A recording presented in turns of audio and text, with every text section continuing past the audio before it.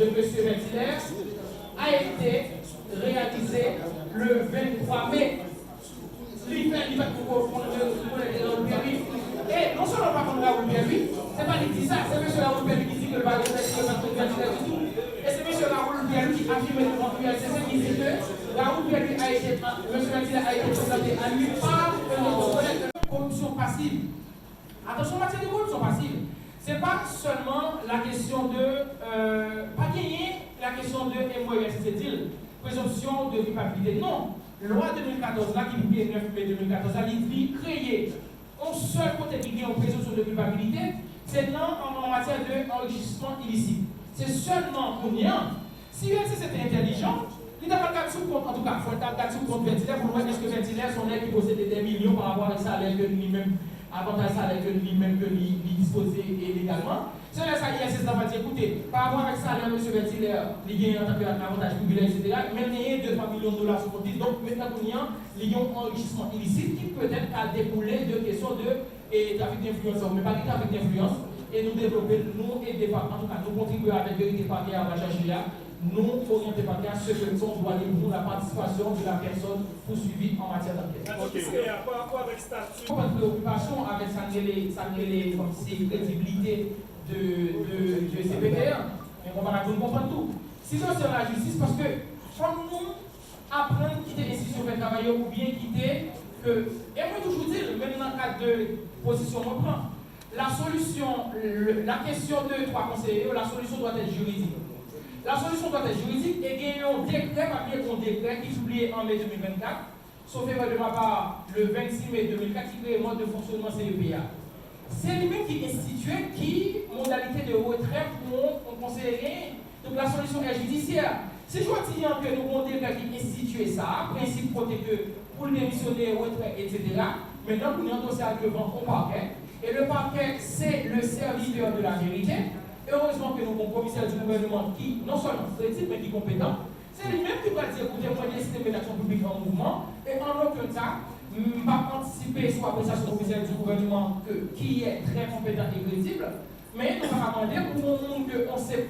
Parce que ça vous comprend la radio discrétion. M. Ventilaire n'est pas encore avisé. M. Ventilaire, il y a un dossier aller dans le parquet, c'est le parquet qui va décider pour dire écoutez, parce que c'est le parquet qui dispose des prérogatives de l'action de la mise en courant de l'action publique. Donc maintenant, si le parquet a dit c'est qu'il y a 4 ans de censure à l'égard de M. Ventilaire, ou non, c'est le parquet qui va décider est-ce que j'ai preuves, en tout cas assez de preuves, qui pour mettre l'action publique dans le dossier à contre tout le monde, etc. Mais M. Ventilaire, nous sommes certains et nous étions convaincus que M. Ventilaire n'a aucun acte positif d'acte de corruption que le problème, c'est sûr et certain, nous pouvons, par le mot du droit, par le juridique, le parquet, procédera au classement sans suite au profit de M. Ventilaire.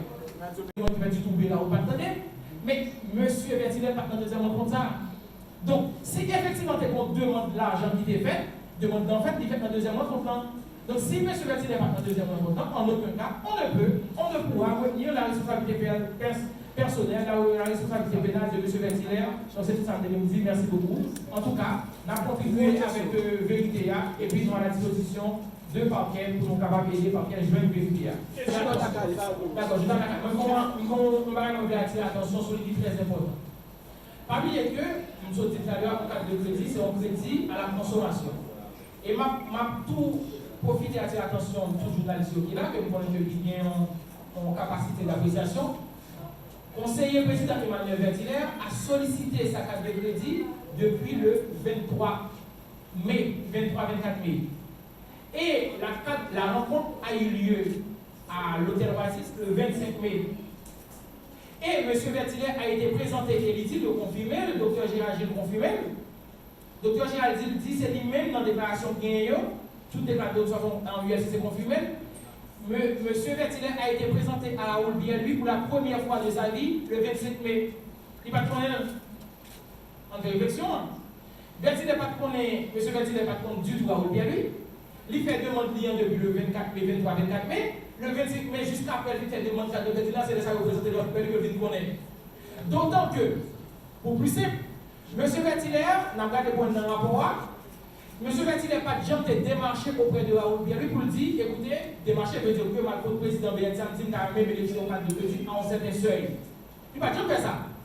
Non seulement que va faire ça, il va trouver au monde à faire une intervention pour lui. Et bénéficier quand il fait demander avant. C'est-à-dire que précédemment à la rencontre qui a eu lieu, et c'est ça le récit qu'on va oublier, mes amis, vos déductions que vous pouvez essayer de faire. Donc, M. Vertilaire, il n'a pas gagné aucune intervention que le préfet, il n'a pas bénéficié qu'à sur base de promesses de reconduction de M. Raoul à la tête de la BNC. Ok. Mais à Chawa, journaliste Vision 2000 pose son question, il dit est-ce que pas de trafic d'influence? Oui, il aurait pu avoir des trafic d'influence. Ce que je développé, j'ai anticipé. Mais M. Vertilaire est tellement respectueux de la loi, de la justice, il dit commissaire gouvernement, échange qui ont moins gagné de recommandations d'ailleurs, qui montre la recommandation pour être recruté, pour être admis dans le cadre de recrutement normal qu'a fait, recommandation lui existait en fait, soit illégal lié. Je dis en tant qu'avocat ou bien en tant que juge, ou bien en tant que commissaire gouvernement, moi quand on a des recommandations, moi je dis moi recommande à M. Bob sur la base de quoi? Sur la base de compétences et sur la base de méritoire. Si il est étudiant, c'est normal, mais donc il y a normal que la donne. D'autant que mon recommandation, M. Vassil est tellement respectueux de la loi, lui dit pas qu'il a écouté. Je ne pas pour mentir parce que forme étant une vérité. Il n'a pas nié l'existence d'échange que j'ai avec M. Raoul Pierre. Il n'a pas nié tout que il fait recommandation avec pour série de monde. Mais ces personnes exercent déjà. Il y a une entité salariée au sein de la VNC. C'est mon faveur. Les juges font les recommandations. Ils demandent, et comme si M. Vertilaire a fait les recommandations, il dit je vous recommande telle personne sur la base de sa compétence ou sur la base du mérite. Il n'y a aucun problème avec ça. Mais en pour dire, sous question de trafic d'influence, il aurait pu avoir de trafic d'influence, comme M. Vertilaire dit avec le commissaire gouvernement, mais pas avec trafic d'influence. Trafic d'influence, qui est-ce qui caractérise elle?